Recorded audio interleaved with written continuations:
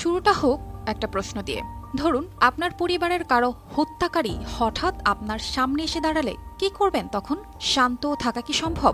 না, ঠিক এইভাবেই সীমান্তের মানুষদের মধ্যে ক্ষোভ জমেছে, যা এখন এসে বিস্ফোরণ ঘটাচ্ছে। ভিডিওতে শোনা যাচ্ছে, গুল্লি কিউ মারা, মানে গুলি কেন মারছিস? ঘটনার অনুসন্ধানে জানা যায়, কয়েকদিন আগে ত্রিপুরার কৈলাস শহরের মাগুরলি গ্রামে ভারত বাংলাদেশ সীমান্তে এক মর্মান্তিক সংঘর্ষ ঘটে। সীমান্তের ওই পারে বসবাসকারী মানুষরা তাদের আপনজনদের হত্যার প্রতিশোধে যেন রক্তের তৃষ্ণায় পুড়ছিল।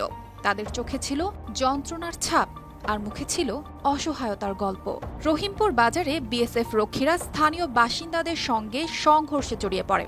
আন্তর্জাতিক সংবাদ মাধ্যম ডিডব্লিউ জানিয়েছে, কোনো কারণ ছাড়াই বিএসএফ বাজারে হামলা চালায়। রাবার বুলেট ছোড়ার পর পরিস্থিতি এমন পর্যায়ে পৌঁছায় যে তার নিয়ন্ত্রণের বাইরে চলে যায়। সীমান্তের মানুষের জীবনে পড়েছে। নানা ইস্যুতে তৈরি হওয়া এই জটিলতা সীমান্তে উত্তেজনা আরো বাড়িয়েছে।